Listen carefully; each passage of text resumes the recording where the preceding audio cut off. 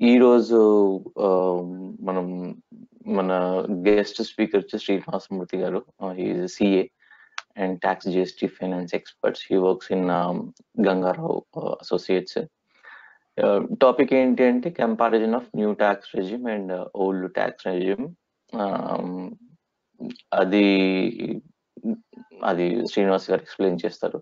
And Srinivas గారితో మనము టెక్కిరైడ్ is associated అంటే మనకు మన ఎన్జిఓ రిలేటెడ్ అయితే ఫైనాన్షియల్స్ ఏవైతే ఉన్నాయో అవన్నీ తను ఫైల్ చేస్తారు. అండ్ రీసెంట్ గా మనము 12A and 8G tax benefits కోసం కూడా కొంచెం ప్రాసెస్ స్టార్ట్ అయింది. I think it is in process. దానికి we cannot conclude anything at the moment. It is ongoing. So I thought we'll have a good interaction with him today. So over to you, sir. Srinivas garu. Sir అందరికీ నమస్కారం అండి. నా పేరు Srinivasamurthy, chartered accountant, Ganga Rao and associates అనే partnership ఫర్మ్లో senior పార్ట్నర్గా ఉన్నాను. నేను ప్రాక్టీస్లో last 10 సంవత్సరాల నుంచి ఉన్నాను. మా ఫర్మ్ మాత్రం రీసెంట్గా స్టార్ట్ చేశాము.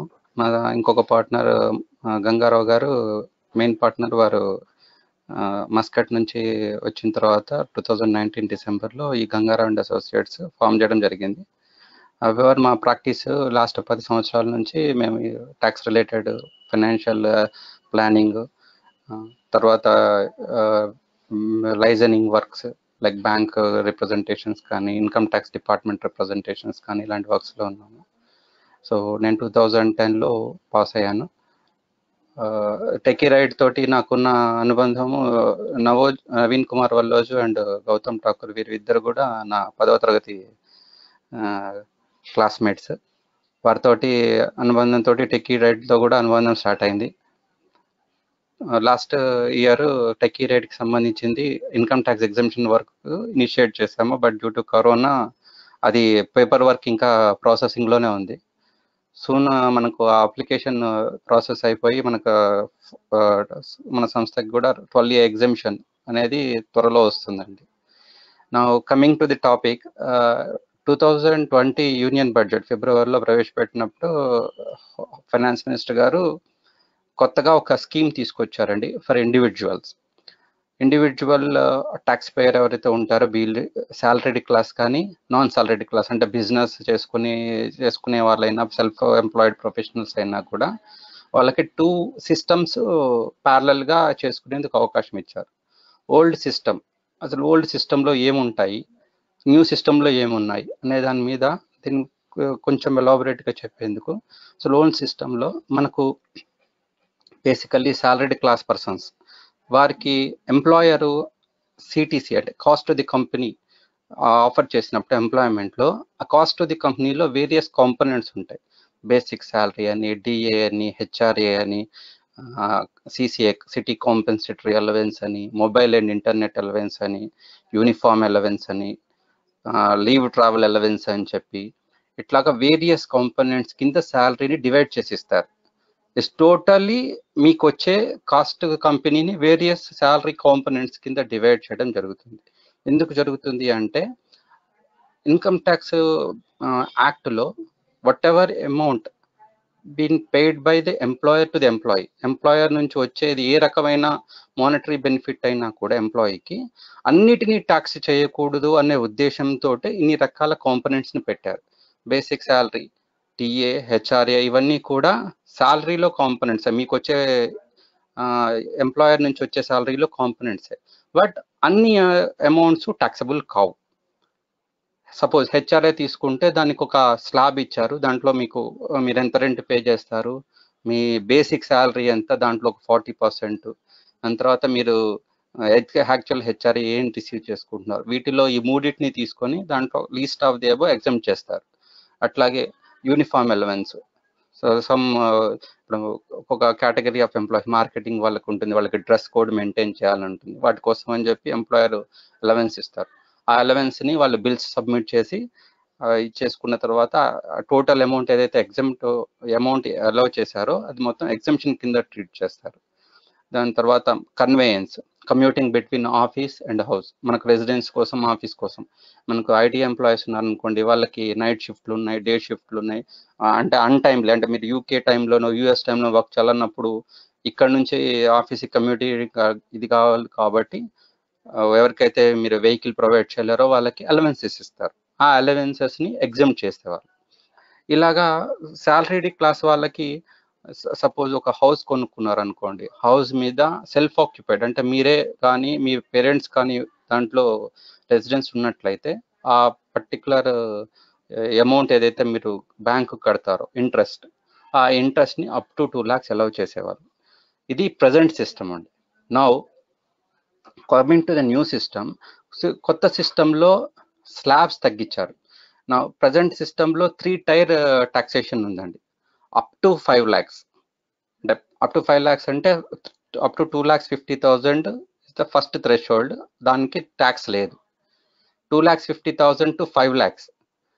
దీనికి చిన్న క్లాస్ ఏంటంటే, మీరు 5 lakhs లోపల గనక ఉండి ఉంటే 87A అనే సెక్షన్ ప్రకారం మీకు రిబేట్ వస్తుంది. సో మీకు ట్యాక్స్ లయబిలిటీ వచ్చినా కూడా 100% మీరు రిబేట్ క్లెయిమ్ చేసుకొని ట్యాక్స్ని జీరో చేసుకోవచ్చు.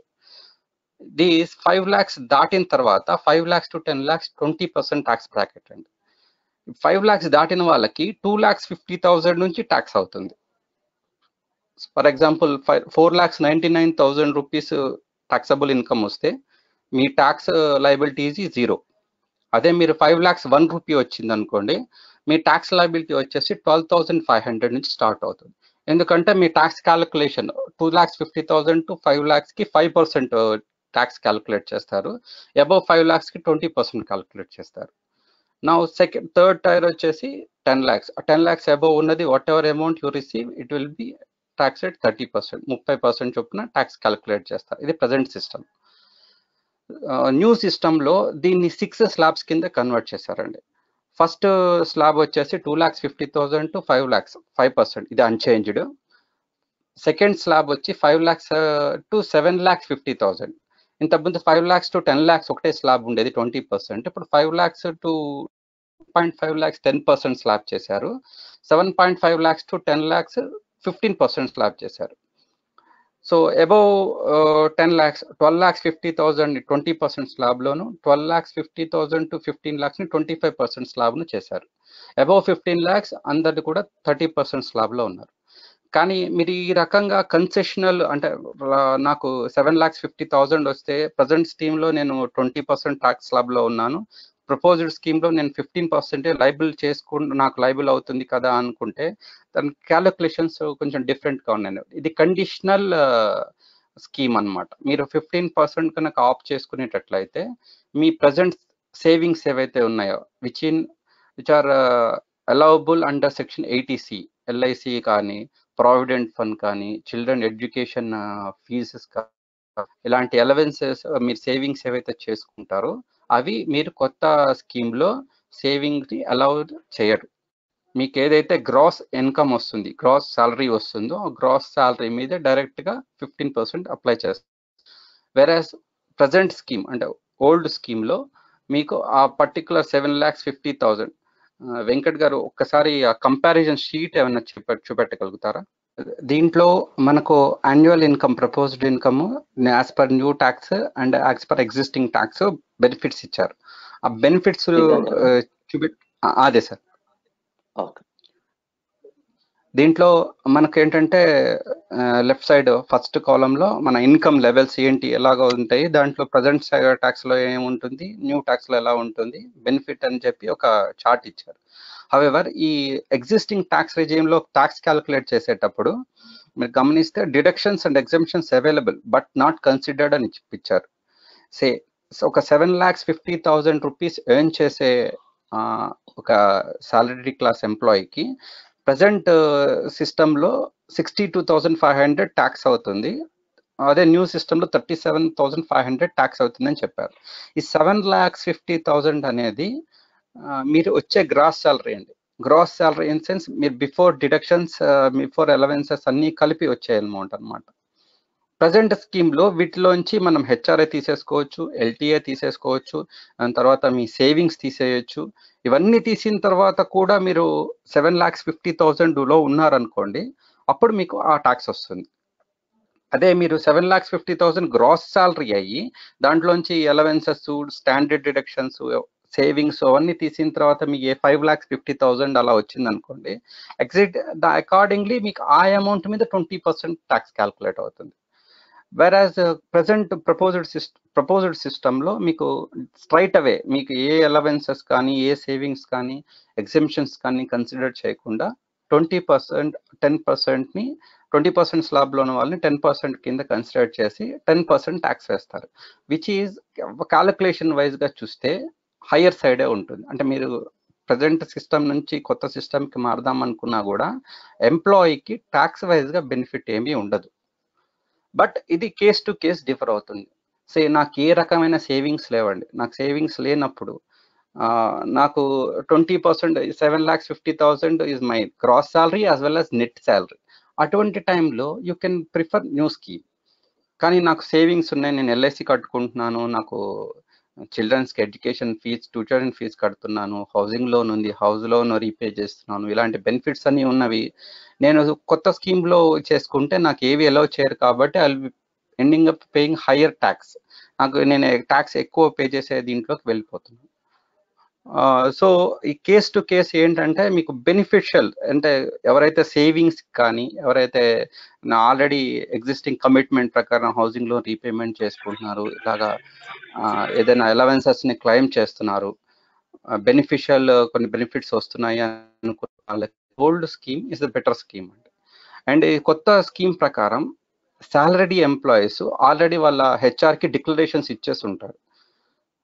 సాలరీ క్లాస్ వాళ్ళకి ఆల్రెడీ హెచ్ఆర్కి డిక్లరేషన్ ఇచ్చి కొత్త స్కీమ్లోకి వెళ్ళినా next year income tax returns file చేసే టైంకి you can opt for old scheme if it is beneficial to you.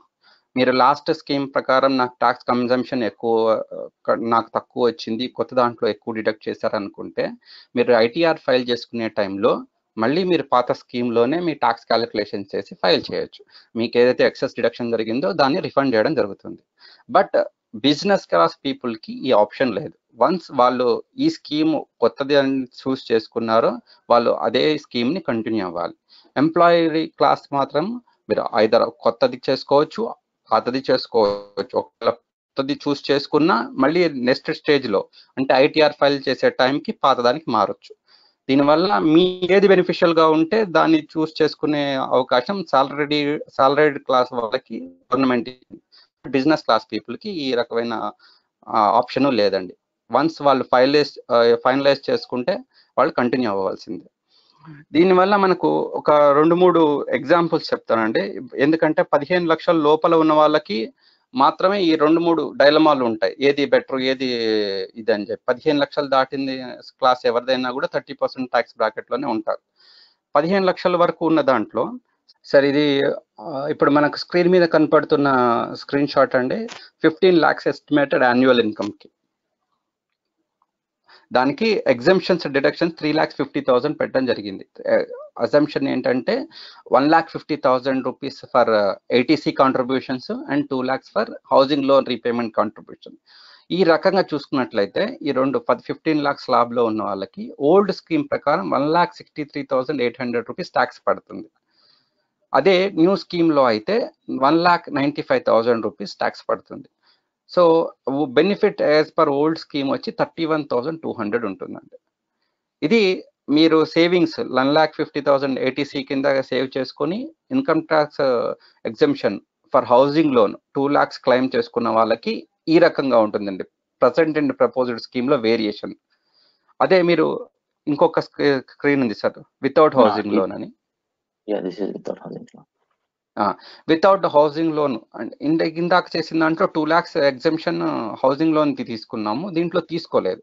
Same salary only ATC claim చేస్తున్నారు. దానివల్ల వాళ్ళకి ఓల్డ్ స్కీమ్ లో 2,26,200 పడుతుంటే న్యూ స్కీమ్ లో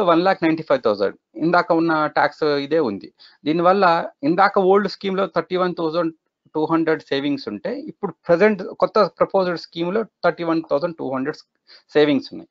ఇలాగా ఇండివిజువల్గా వాళ్ళ ఆబ్లిగేషన్స్, వాళ్ళ కమిట్మెంట్స్ అండ్ సేవింగ్స్ ప్రకారము ఏది బెనిఫిషియల్ అనేది మన ఇండివిజువల్ క్యాలిక్యులేషన్స్లో తెలుస్తుంది. 100% కొత్త స్కీమ్ మంచిదని కాదు, అలానే 100% ఓల్డ్ స్కీమ్ వేస్ట్ అని కాదు. దీంట్లో ఏంటంటే వాళ్ళ సేవింగ్స్, వాళ్ళ ఇన్వెస్ట్మెంట్స్, వాళ్ళ ప్రపోజ్డ్ ఇదే రకత ఉంటుందో దాని ప్రకారంగా మనకు ఏది ట్యాక్స్ ఆప్టిమం ట్యాక్స్ రిలాక్సేషన్ వస్తుందో దాన్ని మనం చూస్ చేసుకోవాలి. ప్రజెంట్ స్కీమ్ అనేది ఈ కరెంట్ ఇయర్ 2020-21 ఫైనాన్షియల్ ఇయర్కి 2 స్కీములు అప్లికబుల్ ఉన్నాయండి. బట్ 2021 మార్చ్లో జరిగే బడ్జెట్లో ఈ ఓల్డ్ స్కీమ్ని స్క్రాప్ చేసి పాతది కొత్తది కంటిన్యూ చేస్తారని ఒక ప్రపోజల్ ఉంది. బట్ ఈ కోవిడ్ పాండమిక్ తోటి ఆ ప్రపోజల్ ప్రజెంట్ మెటీరియల్ అయ్యే ఛాన్సెస్ లేవు. సో ఈ systems parallel system it may continue for 1-2 years. అది ప్రజెంట్ ఉన్న ఇదండి. ఇంట్లో మనకు బెనిఫిషియల్గా వచ్చేది ఎలాగా ఉంటుంది అంటే మన క్యాలిక్యులేషన్లో ఇప్పుడు నాకు సేవింగ్స్ ఏమీ లేవు అనుకుంటే better to opt new scheme. నాకు సేవింగ్స్ ఉన్నాయి, నాకు ఎంప్లాయర్ నుంచి కొంచెం బెనిఫిట్స్ వస్తున్నాయి, ఎల్టీఏ కానీ, కన్వెయన్స్ కానీ, లేకపోతే షిఫ్ట్ అలవెన్సెస్ కానీ, ఇలాంటివన్నీ కూడా కొంచెం టాక్సబుల్ థింగ్ నాన్ టాక్సబుల్ అవుతుంది అనుకుంటే you prefer old scheme. Old scheme వల్ల మన సేవింగ్స్, మన ఇన్వెస్ట్మెంట్స్ అన్నీ కూడా కన్సిడర్ అవుతాయి, తక్కువ ట్యాక్స్ అవుతుంది. అదే నాకు కమిట్మెంట్స్ లేవు అండ్ ఇన్వెస్ట్మెంట్స్ లేవు, ఇన్వెస్ట్మెంట్స్ చేసే ప్రపోజల్స్ కూడా లేవు అంటే బెటర్ షిఫ్ట్ న్యూ స్కీమ్, మీకు తక్కువ ట్యాక్స్ అవుతుంది. ఆ రకంగా మనకు ఇండివిజువల్ కేస్ టు కేసు మనకు ఏ రకమైన బెనిఫిట్స్ వస్తాయో ఆ బెనిఫిట్స్ని చూస్ చేసుకొని కొత్తది పాతది అనేది చూస్ చేసుకోవచ్చు. ఒకవేళ మనకు ఈ రోజున ఒక స్కీమ్ బాగుంది అని చెప్పి అనుకున్నా లేటర్ డేట్లో మనం అనుకున్నది రాంగ్, పాత స్కీమే బెటర్ ఆర్ కొత్త స్కీమే బెటర్ అని మీ ఆప్షన్ చేంజ్ చేసుకోవాల్సి వచ్చినా కూడా సాలరీడ్ క్లాస్ పర్సన్స్కి ఆ ఆప్షన్ ఉంది. మీరు హెచ్ఆర్కి ఇచ్చే డిక్లరేషన్లో ఒక రకంగా ఇవ్వచ్చు, at the time of filing ITR మీరు ఆ ఆప్షన్ని చేంజ్ చేసుకొని మళ్ళీ ట్యాక్స్ రీకంప్యూటేషన్, రీప్లానింగ్ చేసుకోవచ్చు. మనకు ఈ బెనిఫిట్స్ ఉన్నాయండి. ఇది కంక్రీట్గా ప్రజెంట్ ఉన్న సిస్టమ్కి ఓల్డ్ సిస్టమ్కి ఉన్న డిఫరెన్సెస్. సార్ ఇంకా ఏమన్నా ఎవరిదైనా కొన్ని క్వరీస్ ఉంటే యూ కెన్ స్టార్ట్. సార్ నా పేరు మహేంద్ర అండి. ఒక చిన్న డౌట్, సారీ నేను కొంచెం లేట్ గా జాయిన్ అయ్యాను, whether you discuss it or not. చెప్పండి సార్. ఏం లేదు సార్, మనం కొత్త ట్యాక్స్ స్కీమ్ లోకి వెళ్తే నార్మల్ గా హెచ్ఆర్ఏ కానీ ఇలాంటివి ఏమన్నా ఎలాంటి ఎగ్జామ్షన్స్ మనం క్లెయిమ్ చేయొచ్చు కొత్త ట్యాక్స్ లో కూడా? కొత్త ట్యాక్స్ లో ఎలాంటి కొత్త స్కీమ్ ట్యాక్స్ రెజీమ్లో మీకు ఎటువంటి అలవెన్సెస్ కానీ, సేవింగ్స్ కానీ, ఇన్వెస్ట్మెంట్స్ కానీ వాళ్ళు అలౌ చేయరండి. ఓన్లీ వాళ్ళు మీకు ఇస్తుంది ఏంటంటే కన్సెషనల్ ట్యాక్స్ రేట్ తోటి మీకు ఇస్తున్నారు. Say if you are in 10 lakhs bracket, అంటే మీరు 5 lakhs to 10 lakhs మధ్యలో ఉన్నారనుకోండి, ప్రజెంట్ స్కీమ్లో 20% మీకు ట్యాక్స్ అవుతుంది. ఆ 20% ట్యాక్స్ దాంట్లోకి వచ్చే ముందు ప్రజెంట్ స్కీమ్లో మీకు హెచ్ఆర్ఏ కానీ, మీ ATC investments like LIC, provident fund, children education fee, principal repayment of housing loan, ఇవన్నీ కూడా కలిపి అక్యూములేటెడ్ టు 1,50,000 అలౌ చేసేవాళ్ళు. కానీ ప్రపోజ్డ్ స్కీమ్లో ఇవేమీ అలౌ చేయరండి. స్ట్రైట్ అవే మీకు 20% బ్రాకెట్ని 15% అంటే రెడ్యూస్డ్ రేట్ ఆఫ్ ట్యాక్స్ తోటి మీకు ఛార్జ్ చేస్తారు. అదొకటే బెనిఫిట్. ఏ రకమైన సేవింగ్స్ కానీ అలవెన్సెస్ కానీ స్కోప్ లేదు కొత్త దాంట్లో. Okay, thank you sir. Sir ఈ కొత్త దానిలో మేము ఏమన్నా ఎన్జిఓస్ కి పే చేసామనుకోండి, అంటే సేవింగ్స్ కాదు, నేను ఎక్కడ సేవ్ చేసుకోవట్లేదు, suppose prime minister relief fund కానీ అలాంటివి అనుకోండి, ఆ donations 80G deductions for charitable activities కి మీరు అలౌ చేసుకోవచ్చు అండి. రిలీజియస్ యాక్టివిటీస్ చేసే వాటికి లేవండి. మీరు prime minister relief fund like defence fund, drought fund, ఇట్లాంటి ఫండ్స్ కి మీరు కాంట్రిబ్యూట్ చేసిన దానికి, ఫ్లడ్ రిలీఫ్ ఫండ్ ఇలాంటి వాటికి ఉంటాయి. బట్ రిలీజియస్ యాక్టివిటీస్ చేసుకునే వాళ్ళకి తిరుపతి దేవస్థానానికి ఇస్తున్నారు, నో డిడక్షన్. ఓకే, అండ్ ఇంకొకటి సార్, ఇప్పుడు నేను 2021 లో కొత్త ప్రాసెస్ కి వచ్చాను, అంటే కొత్త మెథడ్కి వచ్చాను. లేదు నేను 2021-22 లేదు మళ్ళీ పాత దానికి వెళ్ళిపోవాలి అంటే వెళ్ళొచ్చు. అంటే ఇప్పుడు మీరు ఒకటే ఇయర్ లో మార్చొచ్చు అన్నారు, బట్ నేను ఈ ఇయర్ లో కొత్త దానిలో ఉంటాను. ఒక ఇయర్ కాదు, నేను అనేది ఒక ఇయర్ లో కాదు సార్. మీరు ఎంప్లాయర్ కి మీ సేవింగ్స్ డిక్లరేషన్ ఇస్తారు ఏప్రిల్లోనో మేలోనో, నా సేవింగ్స్ ఈవెంట్ ప్రపోజ్డ్ ఈవెంట్స్ అని. అప్పుడు వాళ్ళు మిమ్మల్ని అడుగుంటారు, న్యూ రిజిమ్ లో ట్యాక్స్ చేసుకుందాం అనుకుంటున్నారా, ఓల్డ్ లోనే కంటిన్యూ అవుతారా అని. అప్పుడు మీరు ఓల్డ్ లో కంటిన్యూ అవుతాను అని చెప్పుంటే ఓల్డ్ లోనే కంటిన్యూ అయ్యేవాళ్ళు. బట్ మీకు న్యూ బెనిఫిట్ అని చెప్పి న్యూ లోకి వెళ్ళారు, ఎంప్లాయర్ కూడా మీకు అదే స్లాబ్ లో టీడీఎస్ రికవరీ చేసుకొని మీకు రెమిటెన్సెస్ ఇచ్చారు. బట్ మీరు లేటర్ డేట్ లో రియలైజ్ అయ్యి ఓల్డ్ స్కీమ్ లోనే మనకు కొంచెం ట్యాక్స్ తక్కువ పడేది, కొత్త స్కీమ్ లో ఎక్కువ కట్ అయిందన్న దీంట్లోకి వస్తుంది. ఐటీఆర్ ఫైల్ చేసుకునేటప్పుడు మీరు ఐటీఆర్ ఫైలింగ్ లో ఓల్డ్ స్కీమ్ ప్రకారం ఫైల్ చేసినా మీకు ఎక్సెస్ డిడక్షన్ ఏదైతే ఉందో అది రిఫండ్ అవుతుంది. ఇది ఓన్లీ సాలరీ క్లాస్ మాత్రమే ఉంటుంది. అదే business class people once chosen వాళ్ళకి చేంజ్ చేసుకునే ఆప్షన్ లేదు. రైట్. అంటే నా క్వశ్చన్ ఏంటంటే, ఇప్పుడు నేను రిటర్న్స్ ఫైల్ చేసేప్పుడు ఇప్పుడు కొత్త స్కీమ్ లో పెట్టేసుకుంటాను, ఫైల్ చేసేసాను కూడా 2021 లో. 2022 లో నేనేమనుకుంటా అంటే, లేదు నాకు ఒక లోన్ కూడా వచ్చింది ఎక్స్ట్రా, సో నేను మళ్ళీ పాత దానిలోకి వెళ్దాం అనుకుంటాను అంటే చేసుకోవచ్చు. అంటే ఒక వెళ్ళొచ్చండి. సాలరీ క్లాస్ కి మాత్రం ఆప్షన్ ఉంది, మీరు చేంజ్ చేసుకునే ఆప్షన్ సాలరీ క్లాస్ కి ఉంది. Okay okay, thanks.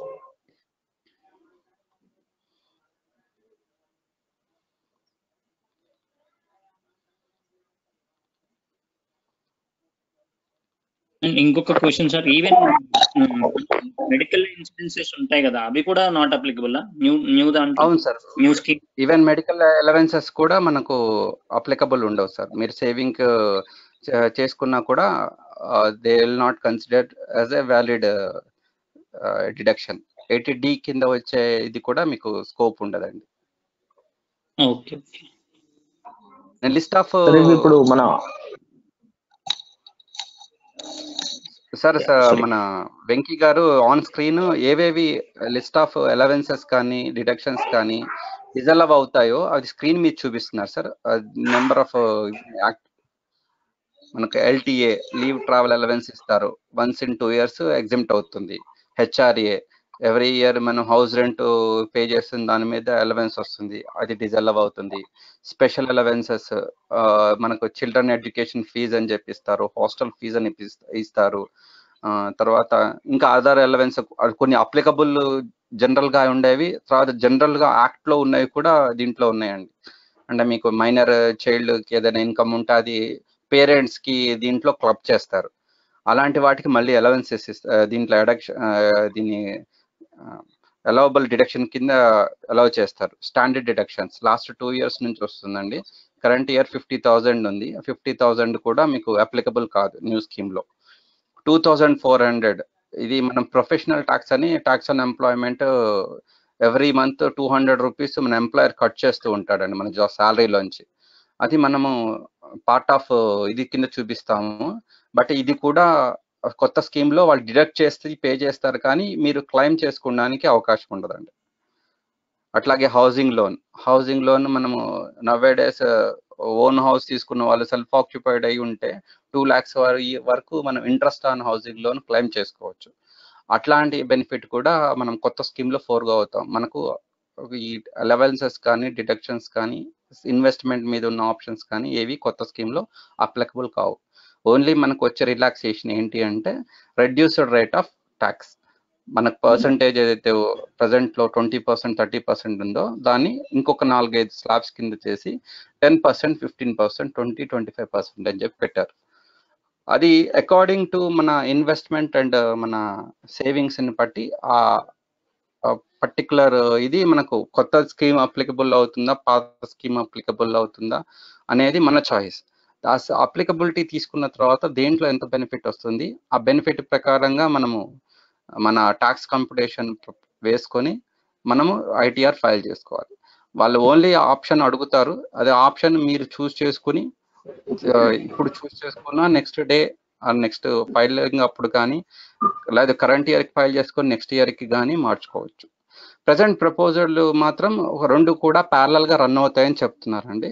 బట్ ఒకసారి అది పాతది డిస్కంటిన్యూ అయితే మాత్రం కొత్తది will be forced on this salary class employees. Example మనం కొత్త దానికి వెళ్ళామనుకోండి, ఆల్రెడీ ఎగ్జిస్టింగ్ హౌస్ లోన్ నుండి ఎగ్జిస్టింగ్ సార్ ఎల్ఐసి ఇన్సూరెన్స్ తీసుకోమన్నా 50,000 మనకి బ్రాకెట్ హౌస్ లోన్ ఇవన్నీ ఉన్నప్పుడు మనం కొత్త స్కీమ్కి వెళ్ళి అక్కడ మనకు వచ్చే బెనిఫిట్స్ పెద్దగా లేనప్పుడు పాత స్కీమ్ రాగలుగుతామా అన్నది మీరు చెప్తున్నారు కదా.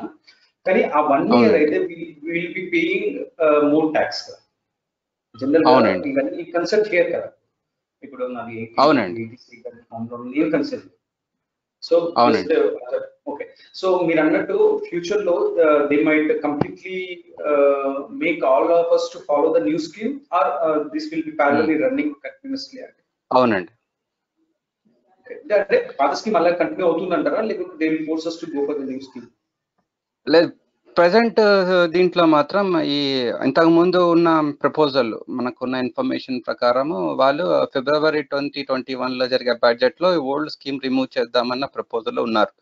హవెవర్ ఈ పాండమిక్ వల్ల ప్రజెంట్ అట్లాంటి ఎక్స్ట్రీమ్ స్టెప్స్ తీసుకోకపోవచ్చు అని చెప్పి న్యూస్ అండి. అంటే ఇప్పుడు ఇది ఆబ్లిగేషన్, అంటే మీరు ఏదైతే salaried class middle class employees ఉంటారు, మనం ఎంత ఎర్న్ చేస్తున్నా కూడా మాక్సిమం అమౌంట్ ట్యాక్స్ దీంట్లోనే కట్ అవుతుంది అనుకోండి. సో సమ్ అన్రెస్ట్ వస్తుందని చెప్పి ఈ ప్రపోజల్ ని, కొత్త స్కీమ్ ని కంపల్సరీ చేసే ప్రపోజల్ ని దే పోస్ట్ పోన్ 2021 లో కాకుండా ఇంకా ఫ్యూచర్ డేట్ లో పెట్టొచ్చు అని చెప్పి న్యూస్ అండి. సో ప్యారలల్ గా రెండు సిస్టమ్ రన్ అవుతుంది. 1-2 years రన్ అవుతుందండి. అంటే 1-2 years అంటే సార్ మీరు అనేది ఏంటి అంటే ఫ్యూచర్ లో ఏదైనా ఒకటే సిస్టమ్ వచ్చే ఛాన్సెస్ ఉంది అంటారు. ఫ్యూచర్ లో ఏదో ఒక సిస్టమ్ రావచ్చు, లేకపోతే హైబ్రిడ్ సిస్టమ్ కూడా పెట్టొచ్చు అండి, ఇంప్లిమెంట్ చేయొచ్చు. వీళ్ళు ఏంటంటే వాళ్ళకి రెవెన్యూ కలెక్షన్స్ కోసం ప్రజెంట్ గవర్నమెంట్ దగ్గర నుంచి ప్రపోజల్స్ ఎలా వస్తున్నాయి అంటే, మీకు వాట్ ఎవర్ వే మీరు రెవెన్యూ ఎక్స్ట్రాక్ట్ చేయగలిగితే ఆ రకంగా రెవెన్యూని ఎక్స్ట్రాక్ట్ చేయండి. ఎందుకంటే మీకు ఈ మధ్య చాలా స్కీమ్స్ తీసుకొచ్చారు గవర్నమెంట్ ఆఫ్ ఇండియా వాళ్ళు. ఏంటంటే పాత డిస్ప్యూట్స్ ఏమైనా ఉన్నాయనుకోండి, సెటిల్మెంట్ చేసేసుకోండి. మీకు కోర్ట్ కేసెస్లో కానీ పెండింగ్లో ఉన్నా కానీ, ఏదైనా ఇష్యూ బేస్డ్ డిస్ప్యూట్స్ ఉన్నా కానీ అవన్నీ కూడా సెటిల్మెంట్ చేసేసుకొని మీరు ఏదైతే నామినల్ ట్యాక్స్ గారు వాట్ ఎవర్, అంటే మీరు కోర్ట్ కేసెస్లో ఉండడం వల్ల నాకు బ్లాక్ అయిపోయిన రెవెన్యూ అంతా కూడా అన్ఫ్రీజ్ చేసుకొని సిస్టంలోకి తీసుకురావాలన్నట్టుగా ఉన్నారు. అలాగే కొన్ని ఇది వివాద్ సే విశ్వాస్ అని చెప్పి ఒక స్కీమ్ పెట్టారు. మీకు ఏమైనా అంటే ఒక ఒమిషన్స్ జరిగిపోయినా రేపు మనకి ఏమైనా దీంట్లో నోటీసెస్ వచ్చి దానివల్ల మనం డిస్ప్యూట్ చేసి, మన ఎంప్లాయర్ డిస్ప్యూట్ చేసి వాళ్ళ పెండింగ్ ఉన్న ఇష్యూస్ అన్ని కూడా ఇప్పుడు సాల్వ్ చేస్తున్నారు. వాళ్ళకి రొటేషన్ కి అంటే గవర్నమెంట్ దగ్గర కూడా మనీ బ్లాకింగ్, మనీ ఇది అనేది సర్క్యులేషన్ లో లేదు. సో మనీ ఎలా తీసుకురావాలి సర్క్యులేషన్ లోకి అంటే by way of taxation only. వాళ్ళకి వేరే సోర్స్ అనేది లేదు. Direct taxation are indirect taxes, income tax నుంచి అయినా తీసుకోవాలి, జిఎస్టీ నుంచి అయినా తీసుకోవాలి. సో వాళ్ళ ఈ ప్రపోజల్ బెటర్ ఈ రకంగా ఇచ్చేస్తే చూడడానికి అట్రాక్టివ్ గా ఉంది. చూడంగానే అరే 20% నుంచి 10%కి వచ్చేసామా, 15% లో ఉన్నామా, తక్కువ అవుతుంది కదా అన్న ఆలోచనలో ఉంటారు. బట్ ఫ్యాక్ట్ ఏంటంటే you will B ending up paying more taxes. మనం కంపారిటివ్ షీట్ వేసుకొని చూస్తే నాకు ఈ స్కీమ్ లో ఎంత, ఈ స్కీమ్ లో ఎంత, సో ఈ స్కీమ్ లో నాకు ఇది వస్తుంది. బెనిఫిట్ ఇంకో 5,000 10,000 పర్ హెడ్ మీరు కనుక ఇది చేసుకున్నట్టయితే 1,50,00,000 మోడీ గారి క్యాలిక్యులేషన్స్ ప్రకారం ఇంటూ 7,000 ఆర్ 10,000 యావరేజ్ వేసుకున్నా కూడా గవర్నమెంట్ కి హ్యూజ్ కలెక్షన్.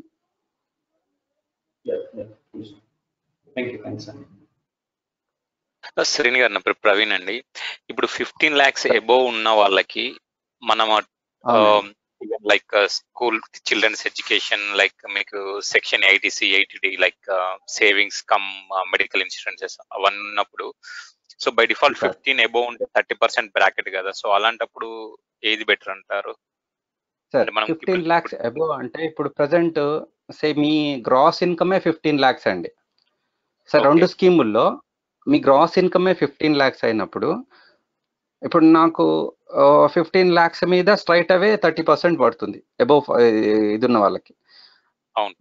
అంటే 15 lakhs అబోవ్ ఉన్న దాంట్లో 20 lakhs కేటగిరీ తీసుకుని ఉంటే 20 lakhs ఇంటూ 30%. ఆ స్లాబ్ లో. దీంట్లో 20 lakhs ఎర్నింగ్ పీపుల్ కి 80 కింద 1,50,000 తగ్గించుకుంటారు. అలాగే ఇన్వెస్ట్మెంట్ ఇన్ హౌసింగ్ ఇది 2 lakhs తగ్గించుకుంటారు. అప్పుడు మీ ట్యాక్స్ వచ్చేసి ఇన్స్టెడ్ ఆఫ్ 20 lakhs 16,50,000 మీద పడుతుందండి. వెరాజ్ న్యూ స్కీమ్ లో 20 lakhs మీద పడుతుంది. ఈ రెండు అప్లికబుల్ కావు కాబట్టి 20 lakhs మీద 30% తీసుకుంటారు. మిగతావన్నీ కూడా రెడ్యూస్డ్ దీంట్లో వస్తాయి. బట్ మీకు ఇక్కడ 16,50,000 అంటే 1,50,000 ఓవర్ అండ్ అబోవ్ 15 lakhs, దాని మీద 30% పడుతుంది. వెరాజ్ 20 lakhs దీంట్లో కొత్త దాంట్లో 5 lakhs మీద పడుతుంది, అబోవ్ 15 lakhs. ఓకే.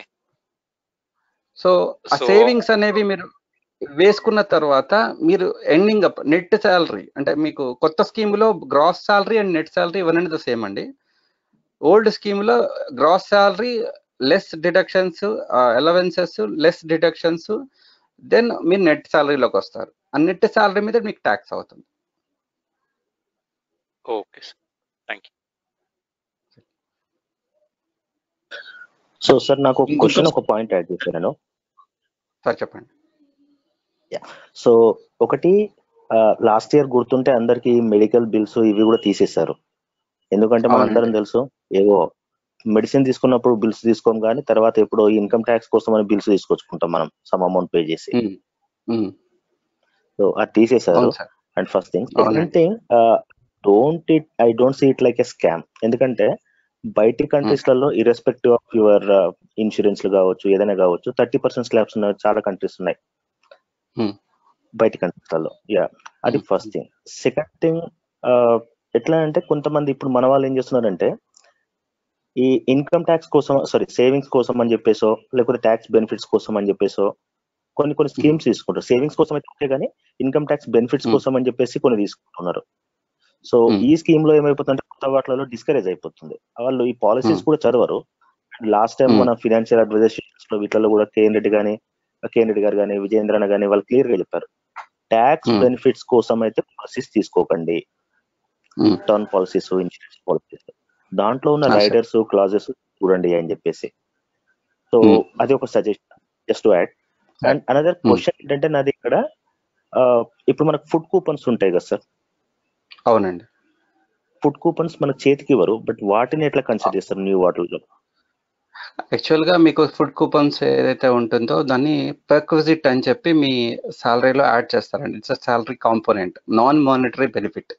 అంటే మీకు ఫిజికల్ క్యాష్ అనేది మీకు ఏమి రాదు. However you will be getting benefited. మీకు ఆ ఫుడ్ కూపన్స్ వల్ల మీరు ఫ్రీ ఆఫ్ కాస్ట్ కానీ ఆ డిస్కౌంటెడ్ రేట్లో కానీ ఫుడ్ని అవైల్ చేసుకోవచ్చు. మీ క్యాంటీన్స్ కానీ లేకపోతే సూపర్ మార్కెట్లో ఎక్స్చేంజ్ చేసి కొంచెం మెటీరియల్ తీసుకొని ప్రొవిజనల్స్ తీసుకునే అవకాశం ఉండేది.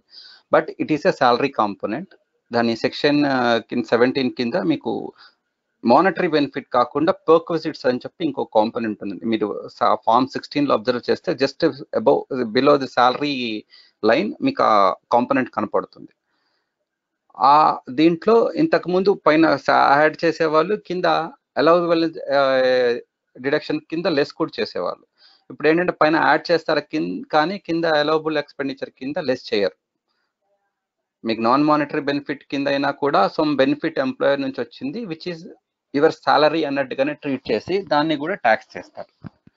అండ్ ఇది మీరు చెప్పినట్టుగా ప్రజెంట్ ఉన్న దీంట్లో ఒక స్టడీ ప్రకారం 30 to 40% individual class tax payers ఎవరైతే ఉన్నారో only for the benefit of income tax relaxation savings చేస్తున్నారండి. మీరు ఏదైతే ఇన్వెస్ట్మెంట్ 1,50,000 వరకు పెట్టాలో ఈవెన్ దో వాళ్ళ పొటెన్షియల్ ఉండి వాళ్ళకి చేసుకోగల కెపాసిటీ ఉన్నా కూడా చేయట్లేదు. ఓన్లీ నాకు ఇంతవరకు వస్తే చాలు, మిగతా అంతా కూడా నా లిక్విడిటీ నాకు బాగా ఉంటే సరిపోతుంది అన్న ఉద్దేశంలో వాళ్ళు ఎవరు చేయట్లేదు.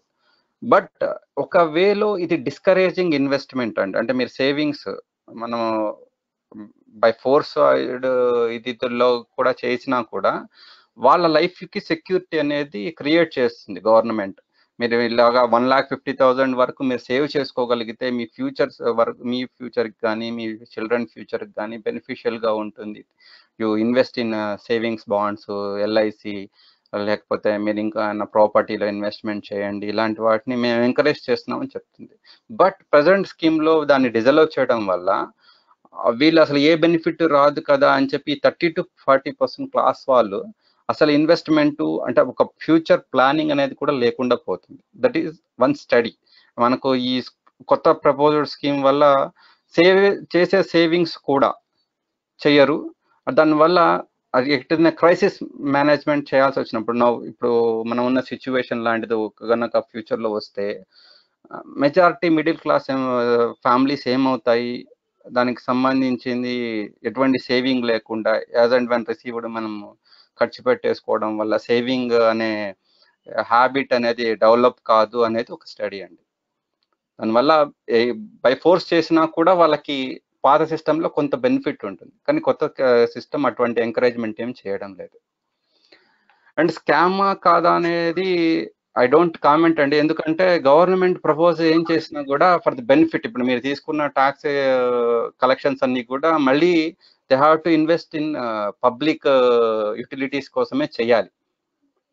మన బెనిఫిట్ కోసం చేసే వాటిలో మనం కాంట్రిబ్యూట్ చేస్తున్నాం. But I own a business now and also working partner కాబట్టి సో అవును సార్, సో బిజినెస్ మ్యాన్ లాగా చేయాలా ఇప్పుడు ఎంప్లాయీ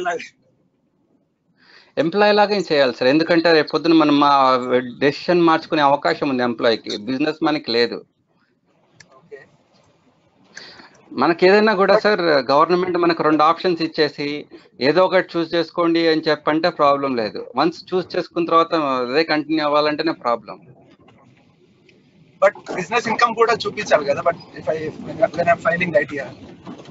అవును, కాకపోతే మీ దాంట్లో ఏది మాక్సిమం కాంట్రిబ్యూషన్ ఉంటుంది? 100 rupees you are earning, how much on account of salary, how much on account of business. అంటే మీకు బిజినెస్ ఇన్కమ్ ఎంత ఉంటే సాలరీ ఇన్కమ్ ఎంత ఉంటుంది?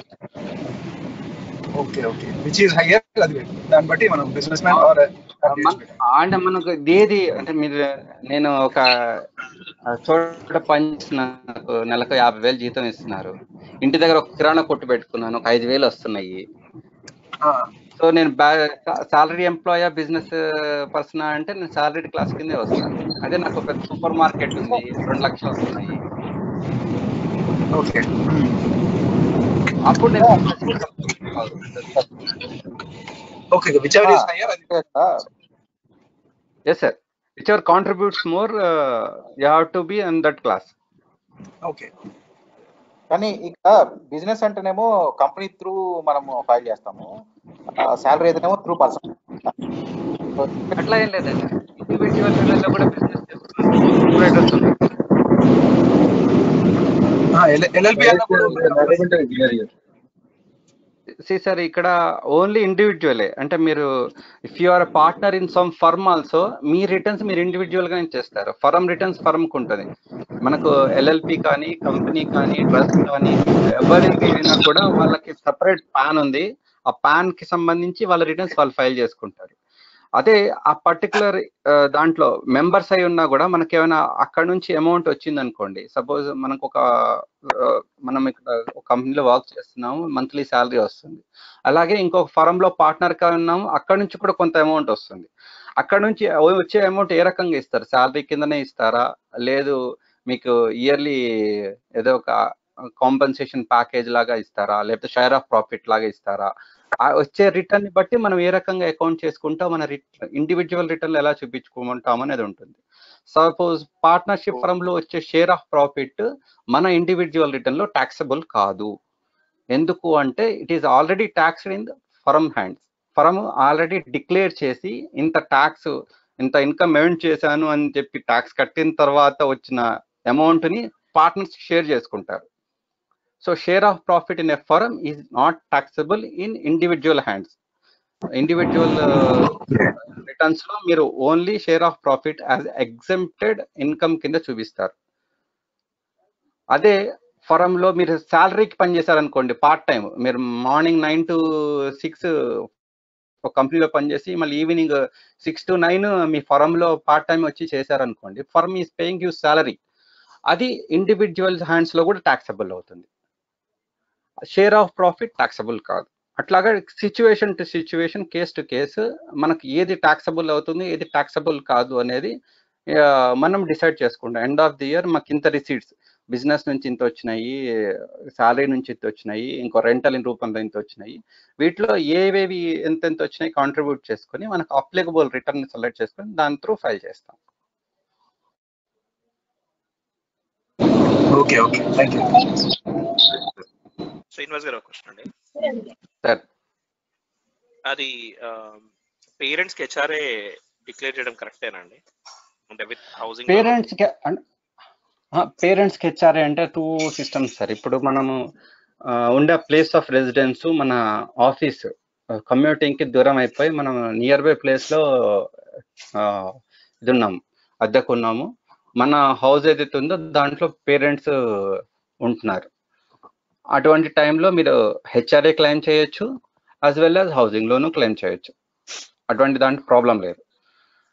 అదే మీరు ట్యాక్స్ బెనిఫిట్ కోసం పేరెంట్స్ కి దగ్గర నుంచి ప్రాపర్టీ అంటే పేరెంట్స్ ప్రాపర్టీలో మీరు రెంట్ కుంటున్నట్టుగా చూపించుకోవాలనుకున్నా కూడా అది ఇప్పుడు up to individual.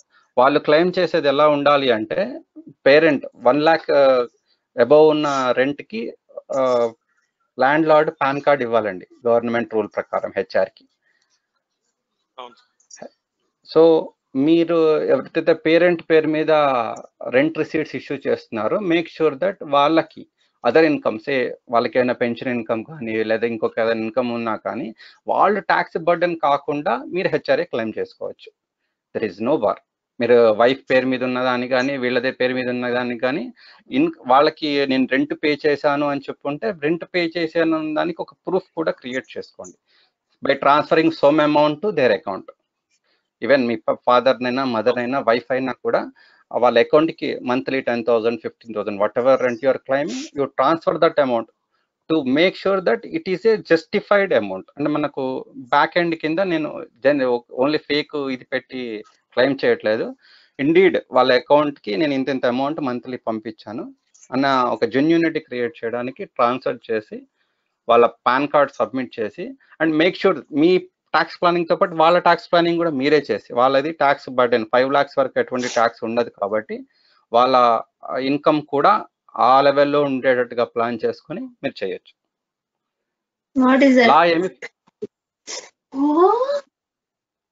Law doesn't ఫార్బిట్ paying rent. చెప్పండి సార్. హలో. ఇప్పుడు యాక్చువల్గా ఇందాక బిజినెస్ ఇన్కమ్ అవునండి. ఓకే, యాక్చువల్గా ఇక్కడ ప్రాఫిట్ ఫ్రమ్ బిజినెస్ ఇన్కమ్ ఉంది కదా, సో అది 100% ఎగ్జామ్షనా లేకపోతే డివిడెండ్ కింద డిక్లేర్ చేస్తే dividend and dividend distribution tax లాగా అంటే మనం ఇన్కమ్ ట్యాక్స్ లో కట్టాలి కదా dividend distribution. Dividend distribution tax అనేది అబాలిష్ చేశారండి. నౌ డివిడెండ్ డిస్ట్రిబ్యూషన్ ట్యాక్స్ లేదు కాబట్టి whatever dividend you are getting is taxable in your hands. Previously dividend distribution tax అనేది కంపెనీ వాళ్ళు పే చేసేసి మీకు ఇచ్చేవారు కాబట్టి dividends are not taxable in your hands. But 2018 distribution tax abolish అయిందండి. Correct. So వాళ్ళు మీకేమి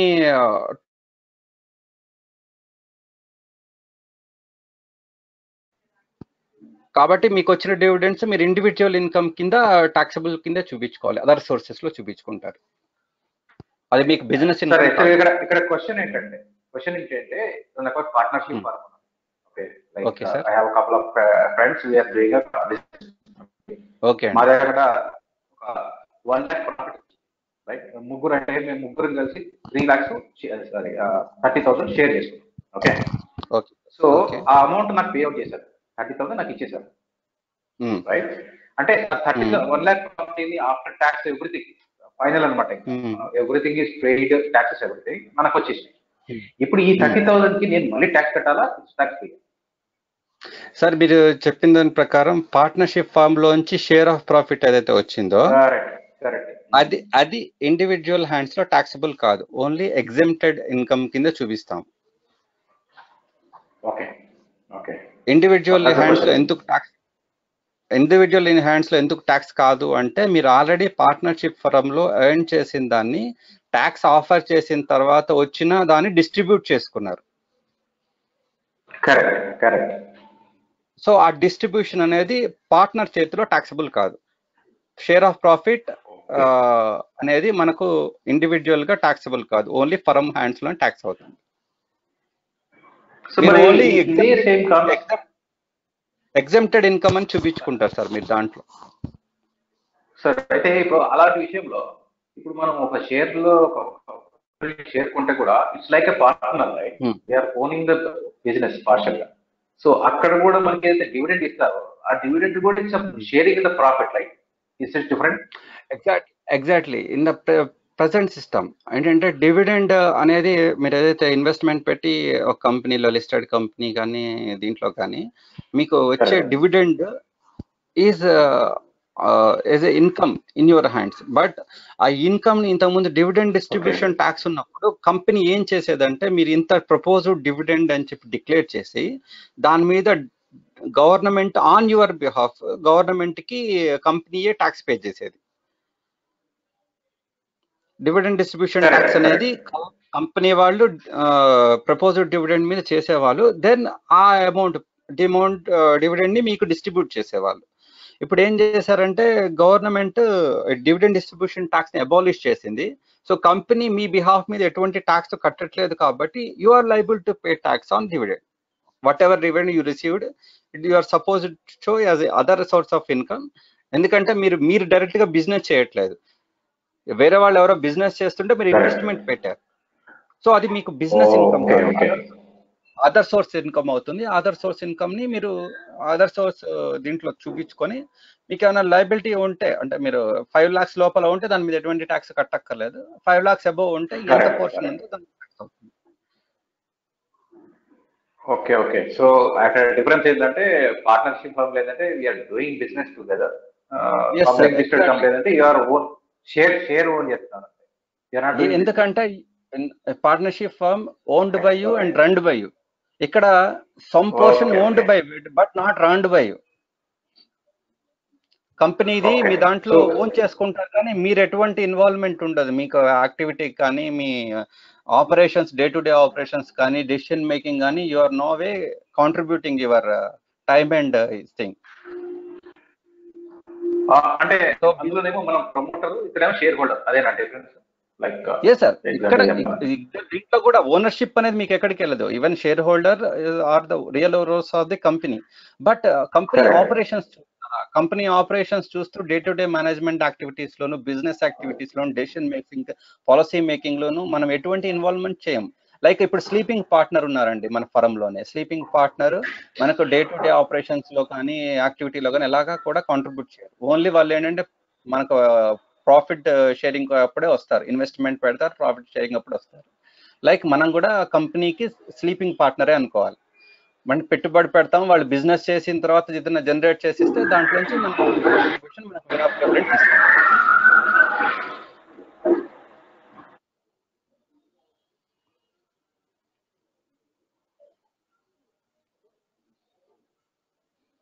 సార్ 2 questions సార్. అంటే బహుశా ఇందాక కన్వర్జేషన్ కంప్లీట్ అయింది వచ్చి అనుకుంటున్నాను. సార్ ఫస్ట్ క్వశ్చన్ ఏంటంటే, ఇది మనకి గూగుల్ పేలో కొన్ని అవి వస్తాయి కదండి, పేమెంట్ కానీ స్క్రాచ్ కార్డులు వచ్చిన అమౌంట్ ఉంటుంది కదండి. అవును సార్.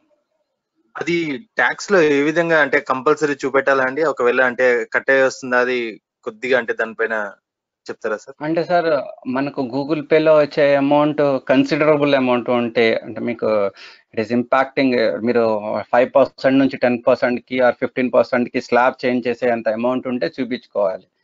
మనకు వచ్చే 5 రూపీస్ 10 రూపీస్ హార్డ్లీ వస్తే 100 less than 100 రూపీస్ ఆ 200 రూపీస్ ఉంటుంది. ఓకే. మీరు నామినల్ వాల్యూస్ కనుక వచ్చేటట్లయితే యూ కెన్ ఇగ్నోర్. అదే కన్సిడరబుల్ అమౌంట్ కనుక వచ్చినట్లయితే it is impacting your tax slab changes కనుక అయ్యేటట్లు ఉంటే మాత్రం యూ హ్యావ్ టు షో.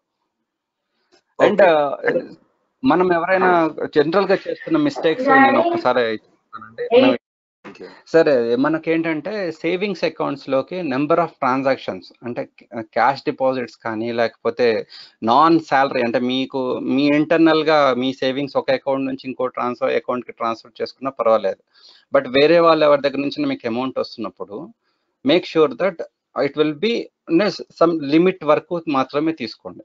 అంటే ఇప్పుడు మనకు టెక్కీ రైడ్ మెంబర్స్ లో last couple of months association నాకు అర్థమైంది ఏంటంటే వాళ్ళకి ఏంటంటే యాజ్ అండ్ వెన్ కాంట్రిబ్యూషన్ వచ్చినప్పుడు ఫర్ యాక్టివిటీ వేరే ఇంటెన్షన్స్ ఏం లేవు, బట్ యాక్టివిటీ గురించి వాళ్ళ అకౌంట్ లోకి తీసుకుని then they are contributing to that cause.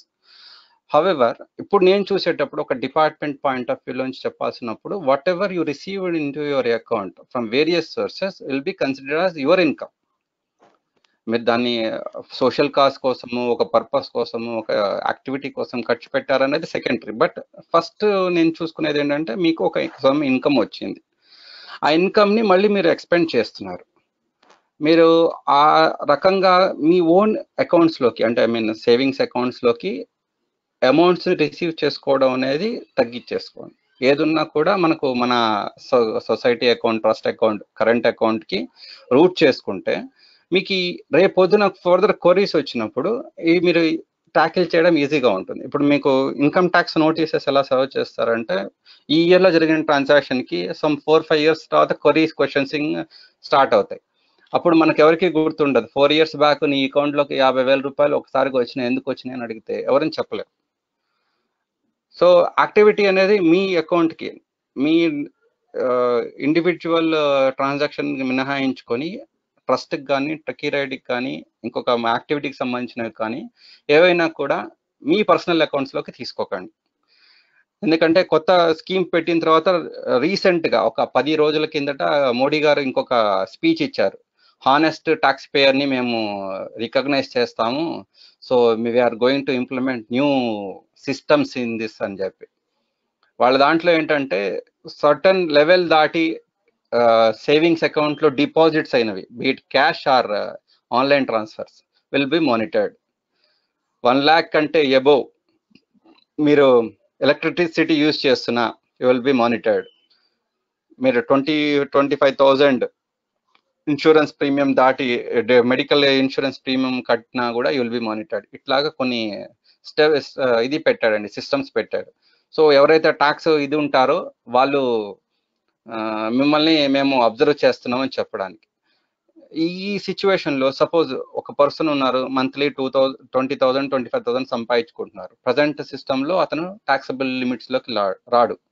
However మనకి ఇలాగా కాంట్రిబ్యూషన్ మన గ్రూప్ మెంబర్ అయ్యి యాక్టివిటీ కోసం సమ్ అమౌంట్స్ అతని అకౌంట్లోకి ట్రాన్స్ఫర్ అయినాయి అనుకోండి, then he will be questioned for his income in the sense whatever receipts he gets ఆ రిసీట్స్ మీద అతన్ని క్వశ్చనింగ్ జరుగుతుంది.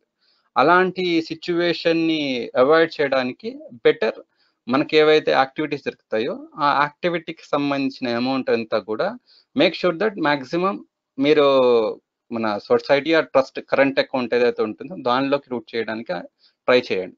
అన్అవాయిడబుల్ సిచ్యువేషన్స్ 1 or 2 instances లో ప్రాబ్లం లేదు, బట్ రెగ్యులర్ గా ఉంటే మాత్రం you will B question present దీంట్లో. ఈవెన్ దో మీ ఇన్కమ్ కాకపోయినా కూడా మిమ్మల్ని క్వశ్చన్ చేస్తారు. ఓకే, అర్థమైంది సార్. ఇవన్నీ అంటే మనం ట్యాక్స్ పేయర్స్ అయినా ఇవన్నీ వస్తున్నాయి అంటే మాత్రం will be still under monitoring. ఎందుకంటే that volume you get and volume you report. So ఇక్కడ ఏంటంటే గవర్నమెంట్ లో system sir income tax department will be shared with GST దాన్ని ఇంకొకళ్ళ దానికి షేర్ చేస్తారు. ఇట్లాగా ఇంటర్ డిపార్ట్మెంట్ డేటా షేరింగ్ అనేది ఉంటుంది. సో ఇప్పుడు నేను నా శాలరీ ఆర్ నా బిజినెస్ ఇన్కమ్ 10 లక్షలని చూపించాను అనుకోండి, 10 లక్షలు చూపించిన దానికి మీ ఎంప్లాయర్ చూపించిన దానికి కంపారిజన్ చేసుకుంటారు. కంపారిటివ్ గా కరెక్ట్ గా ఉంటే it will be through scrutiny ఎలా జరుగుతుందనే సిస్టంలో మీ ఫామ్ 26AS అనేది మీ ట్యాక్స్ క్రెడిట్ స్టేట్మెంట్. దాంట్లో మీరు ఏం చేయలేరు, ఓన్లీ వ్యూ మాత్రమే చూడగలరు. ఆ వ్యూలో మీకు ఎంత శాలరీ పే చేసాము, ఎంత ట్యాక్స్ డిడక్షన్ చేసాము అనేది మీ ఎంప్లాయర్ రిపోర్ట్ చేస్తాడు. వేరాజ్ ఇన్కమ్ ట్యాక్స్ రిటర్న్ అనేది మీరు ప్రిపేర్ చేసుకునేది. మీరు సెల్ఫ్ డిక్లరేషన్ కింద I have earned so much of income, దాంట్లో నా అలవెన్సెస్ ఎగ్జంప్షన్స్ ఇవి, నా సేవింగ్స్ ఇవి, this is my tax liability అని మీరు చేస్తారు. గవర్నమెంట్ ఏం చేస్తుందంటే ఆ షీట్లు 2 పక్క పక్కన మీ పాన్ పెట్టి ఈ ఎంప్లాయర్ ఎంత రిపోర్ట్ చేశాడు, ఎంప్లాయీ ఎంత రిపోర్ట్ చేశాడు. ఎంప్లాయర్ రిపోర్ట్ చేసింది, ఎంప్లాయీ రిపోర్ట్ చేసింది ఈక్వల్గా ఉన్నా, ఎంప్లాయర్ రిపోర్ట్ చేసిన దానికంటే ఎంప్లాయీ రిపోర్ట్ చేసింది హైగా ఉన్నా మీకు అసలు స్క్రూటినీయే రాదు.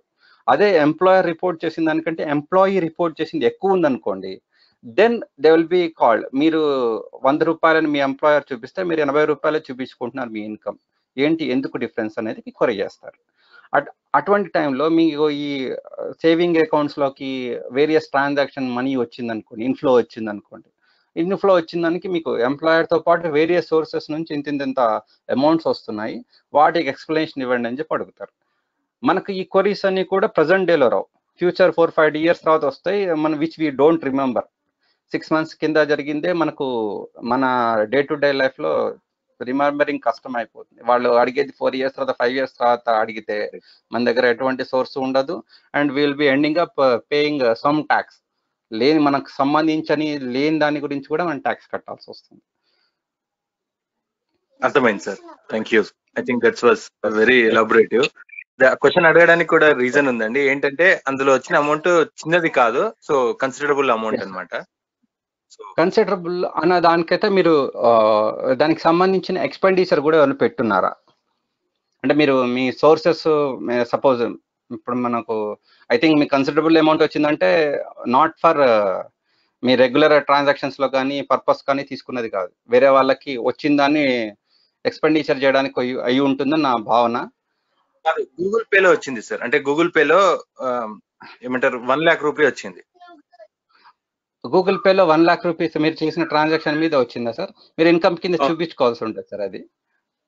ఓకే, ఎందుకంటే ఇది లైక్ కేబీసీలో మీకు ప్రైజ్ మనీ వచ్చినట్లాగా, సో మీకు ఈ అమౌంట్ని అదర్ సోర్సెస్ ఆఫ్ ఇన్కమ్ లో చూపించుకోవాలి. అంటే దాని మీద మీరు ఏమైనా ట్యాక్స్ బర్డెన్ ఉంటే ట్యాక్స్ లయబిలిటీ కూడా ఉంటుంది. ఓకే సరే సార్. సార్ సెకండ్ క్వశ్చన్, ఇప్పుడు మనం హెచ్ఆర్ఏ క్లెయిమ్ చేస్తున్నాం కదండి, పేరెంట్స్ కి చూపిస్తూ, అంటే పేరెంట్స్ కి ఇస్తున్నట్టు, వాళ్ళు కంపల్సరీ ట్యాక్స్ ఫైలింగ్ చేయాలా అండి? ఆర్ లెస్ అంటే మనం చేసేది లైక్ 2.5 lakhs అట్లా ఉంటుంది, 20,000 రెంట్, 30,000 రెంట్ అట్లా చూపించామనుకోండి, మనం ట్యాక్స్ బ్రాకెట్ లో రాము. సో అంటే కంపల్సరీ ఫైల్ చేయాలా అండి, లేకపోతే ఫైల్ చేస్తే మంచిదా? ఎందుకంటే సార్ ఇప్పుడు 20%, 30% మీరు కాంట్రిబ్యూట్ చేస్తే 2.5 lakhs, 3 lakhs ఉందనుకోండి, అదర్ దాన్ దట్ వాళ్ళకి ఇంకేమైనా ఇన్కమ్స్ ఉండి వాళ్ళు రెండు అంటే మనం పే చేస్తున్న రెంట్ కాకుండా ఇంకేమైనా ఉంటే బెటర్ టు షో బోత్. వేరేది ఏది లేకపోతే you can ignore, simply ignore. దానివల్ల ఎటువంటి కాంప్లికేషన్స్ రావు. వచ్చినా కూడా దే కెన్ సెల్ఫ్ డిక్లరేషన్, నాకు ఇది ఒక్కటే సోర్స్ ఆఫ్ ఇన్కమ్ ఉంది, హెన్స్ నాకు పర్వ్యూలో లేను కాబట్టి నేను ఫైల్ చేయలేదని చెప్పి జస్టిఫికేషన్ కూడా ఇచ్చుకోవచ్చు. ఓకే, అది ఇప్పుడు ఎంత సార్ అమౌంట్, టోటల్ అమౌంట్? అంటే ఫర్ ఎగ్జాంపుల్ ఇప్పుడు 5 lakhs వరకు ఉంటుంది కదండి, సో రెంటల్ దానిపైన వస్తే మళ్ళీ 30% రిబేట్ వస్తుంది కదా? లేదండి, 30% రిబేట్ పోను, municipal taxes less municipal taxes and rebate పోను మీరు ఏదైతే ఉంటుందో అది 5 lakhs దాటితే then they will be under tax bracket. Okay, so అంటే అది రాకపోతే మాత్రం ఫైల్ చేయాల్సిన అవసరం లేదండి. అంటే that is to say nearly 50,000 per month. అంటే మీరు 6 lakhs per annum చేసుకుంటారు, దాంట్లోంచి మళ్ళీ 30% పోతే అది 1 lakh మీకు 80,000, 4 lakhs 20. సో 4 lakhs లోపల ఉంటుంది, 5 lakhs లోపల ఉంటుంది కాబట్టి ట్యాక్సబుల్ రాదు. Okay, got it. సార్ ఇది ప్రాపర్టీ ట్యాక్స్ అంటే ఓన్లీ మున్సిపల్ ట్యాక్స్ వస్తుందా, లేకపోతే వాటర్ బిల్స్ ఇట్లాంటివి ఉండండి అవి కూడా వస్తాయా? అన్ని కలిసి వస్తాయి sir. Municipal tax, property tax అంటే మీరు పే చేసే వాటర్ బిల్, హౌస్ ట్యాక్స్, ఇంకా ఏమైనా డ్రైనేజ్ ట్యాక్స్ అలాంటివి వేసినా అలా అన్ని కూడా కలిపి వస్తాయండి. సార్ అవి రావనుకుంటా సార్, బహుశా వాటర్ బిల్ అవన్నీ ఎగ్జంప్షన్ కింద రావు సార్, ఓన్లీ ట్యాక్స్ మాత్రమే వస్తుంది. సార్ ఇప్పుడు మీరు మున్సిపల్ ట్యాక్స్ అనే దాంట్లో వాళ్ళు లైబ్రరీ ట్యాక్స్ అని, డ్రైనేజ్ ట్యాక్స్ అని, హౌస్ వాటర్ ట్యాక్స్ అని అండ్ హౌస్ ట్యాక్స్ అని ఇలాగా అన్ని కూడా మీకు ఒకటే దాంట్లో ట్యాక్స్ చేస్తారు. ఇలా కాకుండా కొన్ని సిస్టమ్స్ ఎలా ఉన్నాయంటే మీరు మున్సిపల్ ట్యాక్స్ సే నా నేటివ్ ప్లేస్లో వాళ్ళు వాటర్ బిల్ సపరేట్ ఇస్తారు, హౌస్ ట్యాక్స్ సపరేట్ ఇస్తారు. అటువంటి టైంలో మీకు హౌస్ ట్యాక్స్ మాత్రమే ఎగ్జంప్షన్ వస్తుంది, వాటర్ ట్యాక్స్ ఎగ్జంప్షన్ రాదు. వేరే మీరు మున్సిపల్ ట్యాక్సెస్ ఇది చేసుకుంటున్నప్పుడు మీకు దాంట్లో ఈ ట్యాక్సెస్ అన్ని కూడా కలిపి ఇచ్చేసినప్పుడు ఇది totally consider as municipal tax only, not separate individual water tax, library tax or drainage tax. ఈ సిస్టంలో మీరు టోటల్ అమౌంట్ని you can consider for deduction. Whereas it is identified సపరేట్గా మీకు బిల్స్ చేసి సపరేట్గా మీకు డిమాండ్స్ ఇచ్చినప్పుడు మాత్రం you have to take only house tax. Yes sir, correct. మీ మహానగరపాలిక దగ్గర నుంచి మీకు 1 వస్తున్నాయా 2 వస్తున్నాయా అని చూసుకొని వస్తే సింగిల్ లంసమ్ గా వస్తే టోటల్ క్లెయిమ్ చేయండి, లేదు అంటే ఓన్లీ పోర్షన్ మాత్రం క్లెయిమ్ చేయండి. మన హైదరాబాద్ అంటే సపరేట్ గానే వస్తుంది సార్, వాటర్ సపరేట్ గా వస్తుంది, మున్సిపల్ ట్యాక్స్ సపరేట్ గా వస్తుంది, కాబట్టి కేవలం మున్సిపల్ ట్యాక్స్ మాత్రమే క్లెయిమ్ చేయాల్సి వస్తుంది. వేరాజ్ మై రెసిడెన్స్ ఇన్ దమ్మాయి కూడా సార్ మాది మున్సిపల్ ట్యాక్స్ వస్తుంది, దాంట్లో 3 కలిసి వస్తాయి సార్. మూర్తి గూగుల్ పేలో వచ్చింది లాటరీ కిందకి కాదా? లాటరీ కింద వస్తుంది. అంటే 30% ట్యాక్స్ పోతుంది కదా? అంటే 30% ఇన్ ద సెన్స్ నీకు నువ్వు థ్రెషోల్డ్ లిమిట్ లో లేకపోతే, అంటే వాడు డిడక్ట్ చేసి ఇస్తాడు 30%. చేయలేదండి, డిడక్ట్ చేయలేదండి, వాళ్ళు మొత్తం స్టేట్ మనం చేసుకోవాలి, మనం కాంట్రిబ్యూషన్ కింద చూపెట్టుకోవాలి, మనం డిక్లేర్ చేసుకోవాలి. సార్ గూగుల్ పే వాడే ట్యాక్స్ పే చేసి ఇస్తారు సార్ అమౌంట్. అయితే మీకు 26 years లో రిఫ్లెక్ట్ అవుతుందో లేదో చూడండి సార్.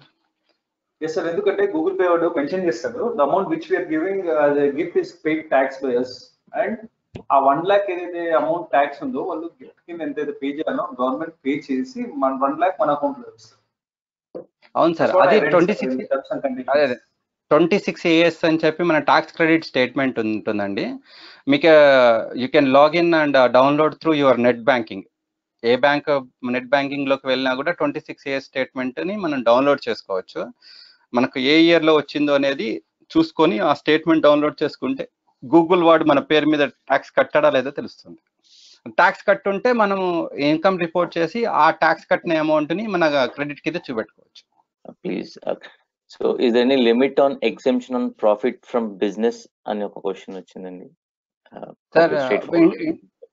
ఇప్పుడు ఇండివిజువల్ దీంట్లో చేస్తున్నాం కాబట్టి individual business income up to 5 lakhs there is no tax అండి. ఓకే, ఇండివిజువల్ బిజినెస్ చేస్తున్న 5 lakhs అబౌవ్ ఉంటే నార్మల్ థ్రెషోల్డ్ సాలరీడ్ క్లాస్ అయినా బిజినెస్ క్లాస్ అయినా సెల్ఫ్ ఎంప్లాయిడ్ అయినా కూడా ఈ threshold limit 2.5 lakhs to 5 lakhs, 5 lakhs to 10 lakhs, 10 lakhs to above ఈ 5%, 20%, 30% ఇది ప్రజెంట్ సిస్టమ్. అదే కొత్త సిస్టమ్ ఆ స్లాబ్స్ లో ప్రకారం వచ్చింది. So business income below 5 lakhs is not taxable for the current year. Okay, so another question. So generally we used to transfer amount to friends like 20k 50k అలా transfer చేస్తాం కదా. So what precautions we need to take అంటున్నారు, ఎందుకంటే again they will send back అని అంటున్నారు కదా. So ఈ transactions కి ఏమైనా తీసుకోవాలా? మనము ట్రాన్స్ఫర్ చేసేటప్పుడు మనకు రిఫరెన్స్ అని చెప్పి పర్పస్ అని చెప్పి ఒక చిన్న బాక్స్ లాగా బ్యాంకర్ ఇస్తాడండి, మెన్షన్ చేయాల్సి ఉంటుంది ఎందుకు ట్రాన్స్ఫర్ చేస్తున్నారని. సో బెటర్ హ్యాండ్ లోన్ అనో లేకపోతే ఏదో ఒక పర్పస్ కోసం ట్రాన్స్ఫర్ చేస్తున్నట్టుగా మెన్షన్ చేయండి, which is on return basis అన్నట్టుగా ఐడెంటిఫై చేయడం కోసం. మన ఇంటర్నల్ ట్రాన్స్ఫర్ చేసుకునేటట్లయితే అంటే మనకి ఎక్స్కే 2 అకౌంట్లు ఉన్నాయి, ఒక అకౌంట్ నుంచి ఒక అకౌంట్ ట్రాన్స్ఫర్ చేసుకునేటప్పుడు ఫండ్ ట్రాన్స్ఫర్ అని పెట్టుకోవచ్చు. అదే మనం ఇంకొక ఫ్రెండ్కి కానీ బంధువులకు కానీ వీళ్ళకి కానీ చేస్తున్నప్పుడు ఏదైనా నీడ్ బేసిస్ లో చేస్తున్నాం అనుకోండి, for medical purpose, for hand loan, for children education, ఇలాగ ఏదో ఒక పర్పస్ పెట్టి చేస్తే రేపు పొద్దున మనకు క్వశ్చన్ వచ్చినా కూడా will be in a position to answer. Okay okay, I think chat లో క్వశ్చన్స్ అయిపోయాయి. ఇప్పుడు ఎవరైనా ఉంటే క్వశ్చన్స్ అడగండి. హాయ్ అండి, శ్రీనివాస్ గారు, గుడ్ ఆఫ్టర్నూన్. ఈ క్వశ్చన్ వచ్చిందో తెలియదండి, నేను జస్ట్ ఒక half an hour back join అయ్యాను. Regarding income tax pay structure అండి. ఇంతకు ముందు చాలా కాంపోనెంట్స్ ఉంటాయి కదా, లైక్ ఇంటర్నెట్ అని, టెలిఫోన్ అని చాలా ఇచ్చేవాళ్ళు. కరెంట్లీ అవి ఏం లేవు. స్పెషల్ ప్యాకేజ్ అని ఒక 50k ఇస్తున్నారు, and other than that only 2 other exemptions are HRA and LTA. అవునండి. ఇదే ప్రస్తుతం ఆఫర్ చేస్తున్నారా, లేకపోతే ఇంకా ఏమన్నా మనకి వేరే బ్రాకెట్స్ లో పెట్టుకోవడానికి ఆప్షన్ ఉందా? కొత్త స్కీమ్ లో ఇలాంటివి ఏం లేవండి. Even HRA, LTA and medical ATC కింద ఎల్ఐసీలు కానీ, ప్రావిడెంట్ ఫండ్ కానీ వేటికి కాంట్రిబ్యూట్ చేసినా కూడా కొత్త ట్యాక్స్ రెజ్యూమ్ లో వేటికి అలవెన్సెస్ కి ఎగ్జంప్షన్ ఉండదండి. స్ట్రైట్ అవే మీకు ఒక కన్సెషనల్ రేట్ అంటే ప్రజెంట్ సిస్టమ్ మీద ఉన్న దానికంటే. సారీ శ్రీనివాస్ గారు, నా క్వశ్చన్ అయితే నేను సరిగ్గా అడగలేదు.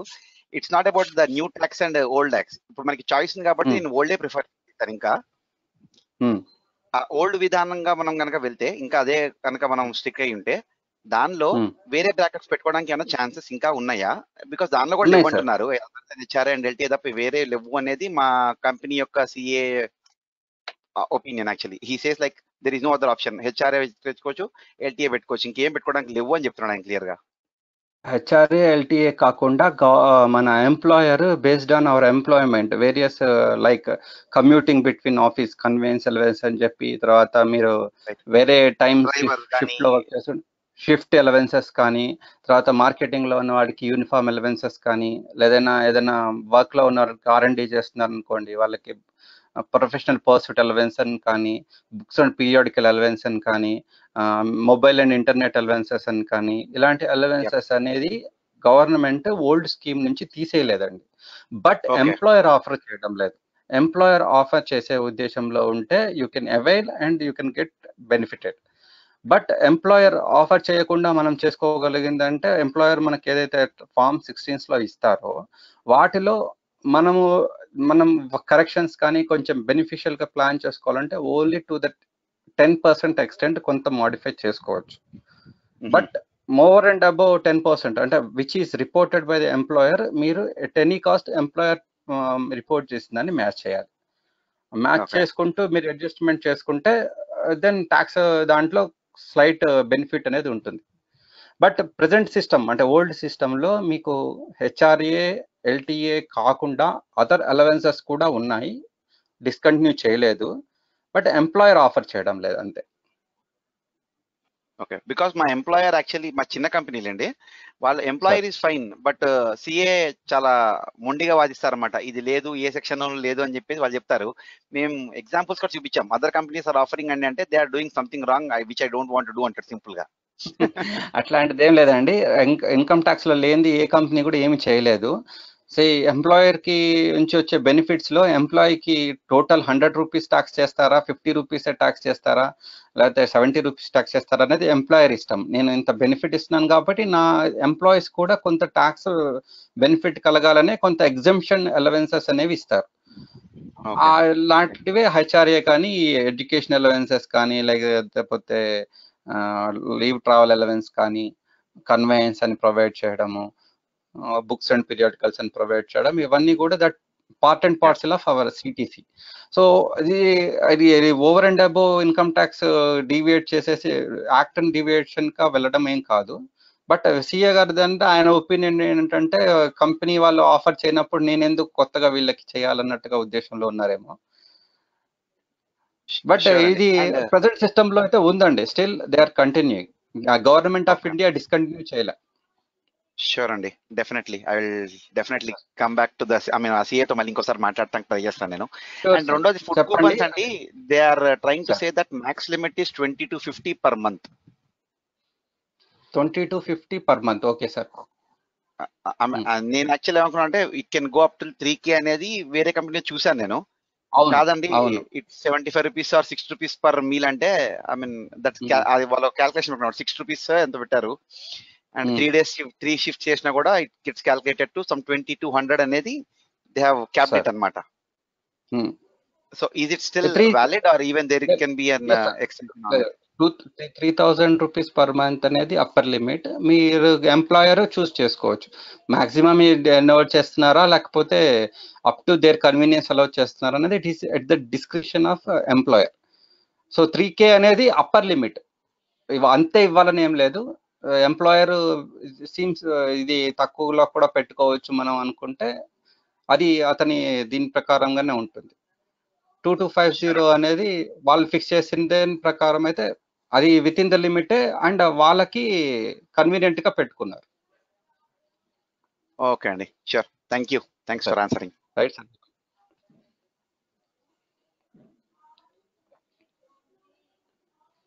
హలో శ్రీనివాస్ గారు, మల్లికార్జున అండి. మల్లికార్జున గారు సార్ చెప్పండి. ఓకే అండి, నేను ఒక ట్రస్ట్ పెట్టానండి మా ఫాదర్ గారి పేరు మీద. ఐ మీన్ అరౌండ్ 2 lakhs దాకా ట్రాన్సాక్షన్స్ అన్ని నా అకౌంట్ లో జరిగాయి. ఏంటంటే ఈ కోవిడ్ సిచ్యువేషన్ లో ట్రస్ట్ లో అకౌంట్ లో మనీ వేయలేము, తీసుకొని రాలేము ఇప్పుడున్న సిచ్యువేషన్ లో. సో ఇప్పుడు నేను ఆ ట్రస్ట్ ను ఫైల్ చేసేటప్పుడు ఎలా చేయాలి? ఇప్పుడు ట్రాన్సాక్షన్స్ అన్ని నా పర్సనల్ అకౌంట్ లో జరిగినాయి, సాలరీ అకౌంట్ కూడా అదే అనమాట. మీరు ట్రాన్సాక్షన్ చేసిన వాటి తాలూకు బిల్స్ ఏమైనా మెయింటైన్ చేశారా? వాళ్ళు ఓన్లీ మనం ఏం డొనేట్ చేసామో వాళ్ళు రాసి ఇచ్చారండి అవి. అదే సార్, మీరు ఇప్పుడు 2 lakhs మీకు ట్రస్ట్ తాలూకు అమౌంట్ మీ అకౌంట్ లోకి వచ్చింది.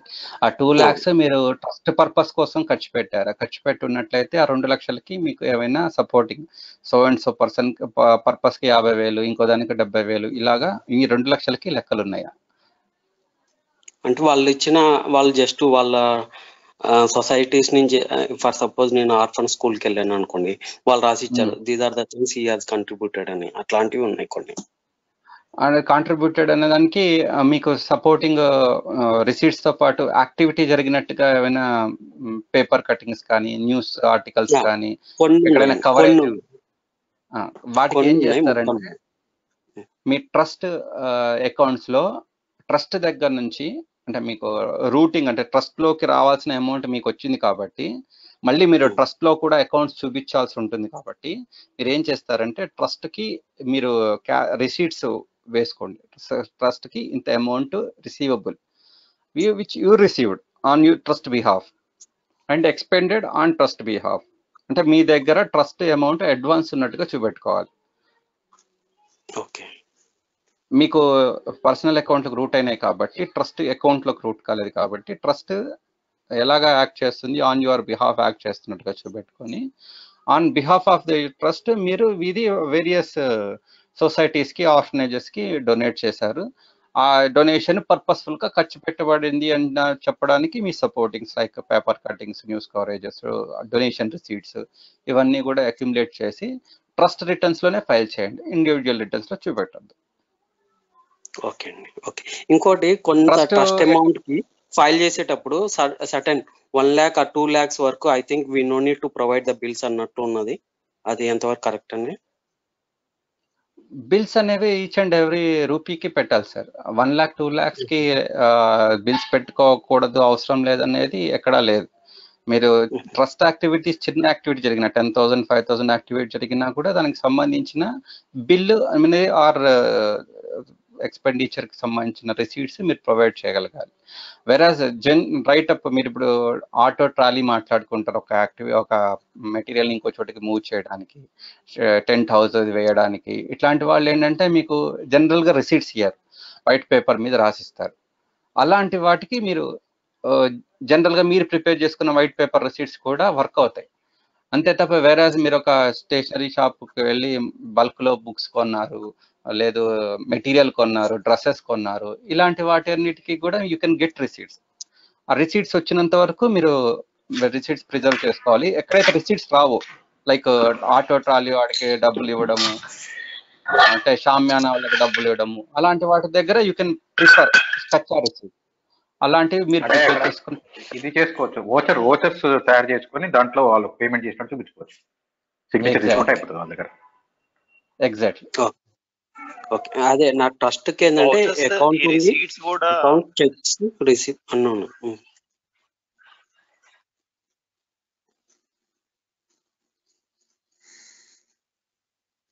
చెప్పండి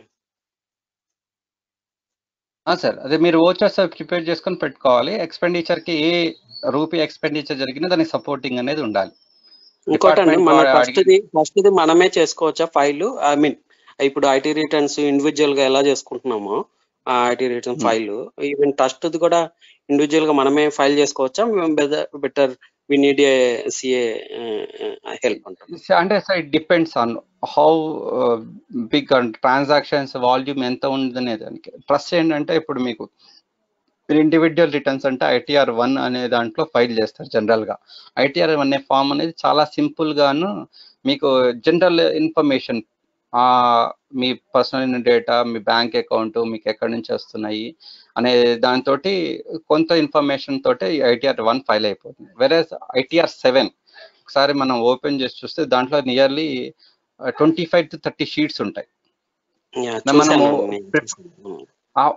దాంట్లో మనం ఎక్కడ ఫీడ్ చెయ్యాల్సింది చేయకపోయినా, చెయ్యకూడని ప్లేస్ లో చేసిన రెండు కూడా మనకు ఇది అవుతాయి. సో మీరు ఇండివిజువల్ గా ఫైల్ చేసుకునే దానికి అభ్యంతరం లేదు, దాంట్లో కంపల్సరీగా CA సర్టిఫికేషన్ ఉండాలని ఎక్కడా లేదు. బట్ సర్టన్ లిమిట్ దాటిన తర్వాత మాత్రం it is to be attested by SCA. Suppose 1 crore దాటిందండి activity, then it is get to be audited. Audit certificate తో పాటు మీరు ఫైల్ చేయాలి. ఎగ్జంప్షన్ సర్టిఫికేట్ మీకు 12A ఎగ్జంప్షన్, మనం ఏదైతే చారిటబుల్ అండ్ రిలీజియస్ పర్పస్ కి, సోషల్ వెల్ఫేర్ యాక్టివిటీస్ కోసం ఖర్చు పెడతామో వాటి కోసం 12A ఎగ్జంప్షన్ తీసుకుంటాం. ఆ ఎగ్జంప్షన్ క్లెయిమ్ చేస్తున్నప్పుడు మాత్రం compulsory books of accounts of trust to be prepared and audited by CA. Otherwise general గా చేసుకునే దానికి CA ఇదేం అవసరం లేదు, మనం ఇండివిజువల్ గా కూడా చేసుకోవచ్చు. ఓకే, 12A సర్టిఫికేషన్ కావాలంటే ఎన్ని ఇయర్స్ చేయాలండి? అదే mean is there any time limit or we can do it in actual గా వాళ్ళు 2 years ITR అడుగుతారండి. తర్వాత మీరు ఏ యాక్టివిటీస్ చేశారు, జనరల్ గా దానికి సంబంధించిన పేపర్ కటింగ్స్, న్యూస్ కవరేజ్, తర్వాత మన ట్రస్ట్ గురించి బ్యానర్స్ కానీ, ఎక్కడైనా ఏదైనా జరిగిన యాక్టివిటీస్ ని చేసుకున్నారు కానీ, ఫొటోస్, ఇవన్నీ కూడా వాళ్ళకి ప్రొవైడ్ చేయాల్సి ఉంటుంది. 2 years ITRs తోటి ఈ డేటా ఒక ప్రొఫైల్ లాంటివి తయారు చేసి ఫైల్ చేస్తే ఎగ్జామ్షన్స్ ఇస్తారండి. సమ్ స్పెషల్ కేసెస్ లో, అంటే ఇప్పుడు మనకు ఈ కోవిడ్ ఎఫెక్ట్ తోటి చాలా మంది వాలంటరీగా యాక్టివిటీ చేయడం స్టార్ట్ చేశారు. నవే డేస్ అది కొంచెం స్పీడప్ చేశారు, కన్సిడరేషన్ చేస్తున్నారు. మాక్సిమం ఏంటంటే ప్రిఫరబుల్లీ 2-3 years ట్రాక్ ఉన్న వాళ్ళకి ట్రాక్ని బట్టి వీళ్ళు ఒక అసెస్మెంట్ చేసుకుంటారు. వీళ్ళ activity they are continuously doing, అంటే ఒక పర్పస్ కోసం ఒక యాక్టివిటీ చేస్తున్నారు. ఇది ఒక రోజు చేసి సెకండ్ డే మన చేసేది కాదు అన్న ఉద్దేశంతో రిజిస్ట్రేషన్స్ ఇస్తున్నారు అనమాట. Thank you sir. చాలా ఓపికగా, though it is for employment, అంటే ఎంప్లాయర్ కోసం,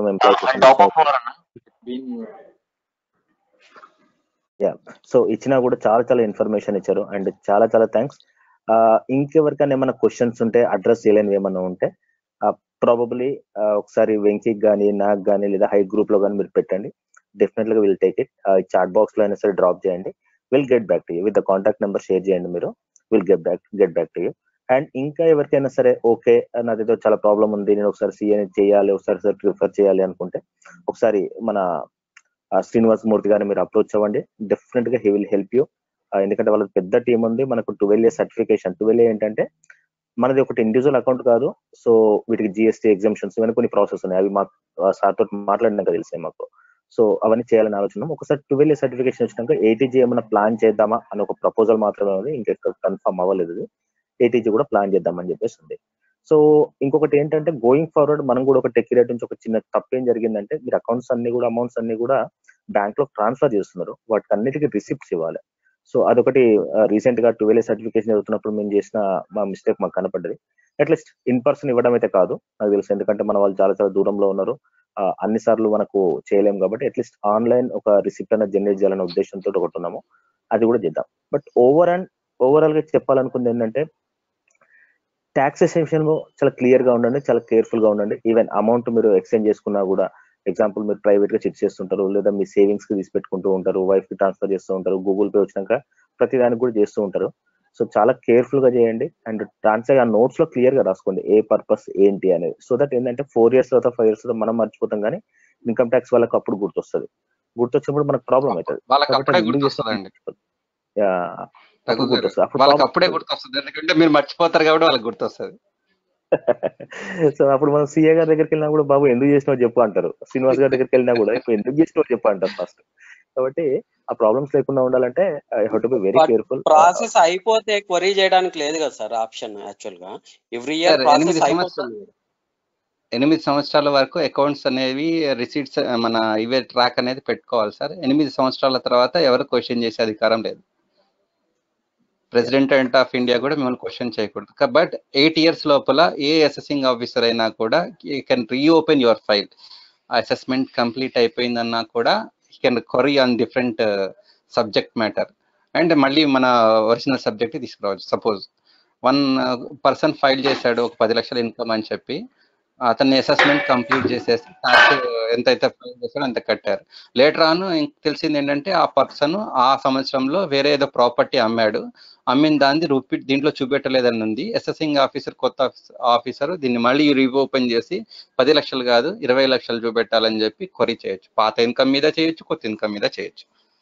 సో 8 years వరకు మనకు సాడ్ అనేది hanging on hour neck sir. 8 years అయిపోతేనే మనం క్లోజ్ అంటే గవర్నమెంట్ తలుచుకుంటే ఏదైనా చేయొచ్చు, అవసరమైతే 8 years 18 years కూడా చేయొచ్చు. ఇక్కడ స్పెషల్ ప్రొవిజన్ ఎన్ఐఆర్ఐ కేసే ఉన్నది సార్ ప్రెసెంట్. పాండమిక్ సిచ్యువేషన్ వచ్చింది, మా ఎంప్లాయీస్ సరిగ్గా వర్క్ చేయలేరు. విజేంద్ర సారీ క్లోజ్ చేద్దామని. నాకు ఎన్నోసార్లు గిఫ్ట్ కూపన్లు అవి ఇవి ట్రై చేశాం కానీ ఏ రోజు రాలేదన్న లక్కీ డిప్ లా. కానీ ఇన్కమ్ ట్యాక్స్ స్క్రూటినీలో మాత్రం దొరికాను నేను.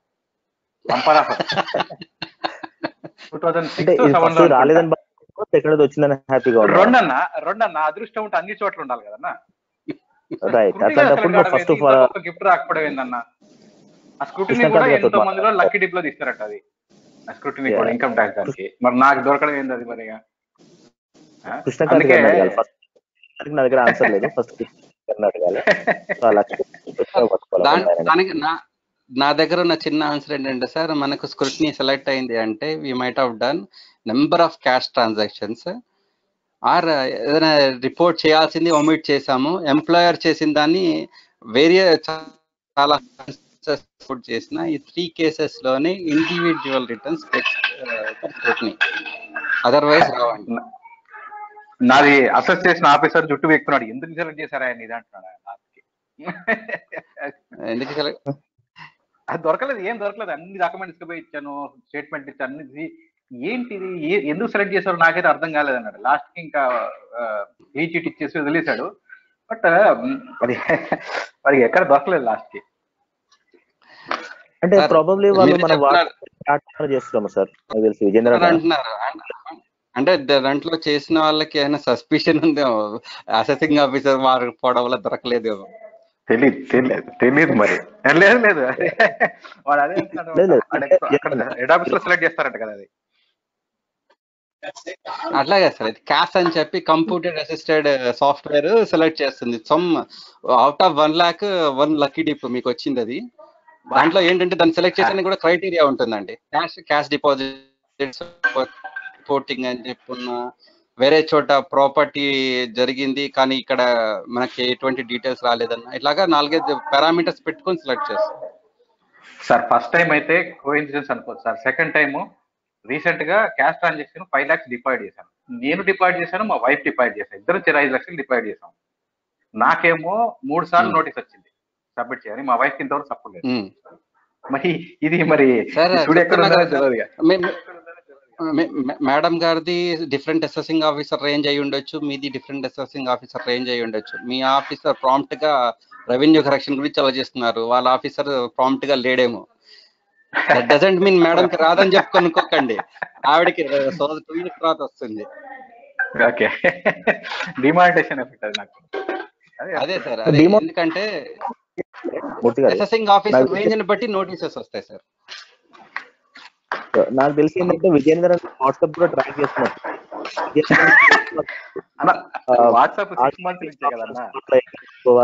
సెకండ్ ఇన్కమ్ ఎట్లా ఉండాలి, ఎట్లా ప్లాన్ చేయాలి అనమాట.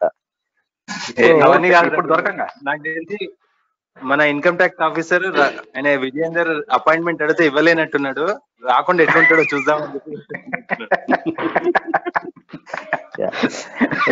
So we'll wind up guys, ఎందుకంటే ఆల్మోస్ట్ 1.5 hours అయిపోయింది. Okay, so thank you so much Srinivas garu and for your valuable suggestions and input. And my pleasure sir, really thankful to TechCurate for giving an opportunity. And నిజంగా మీరు చేస్తున్న works కి, మీరు చేస్తున్న contribution to the society really wonderful, inspiring sir.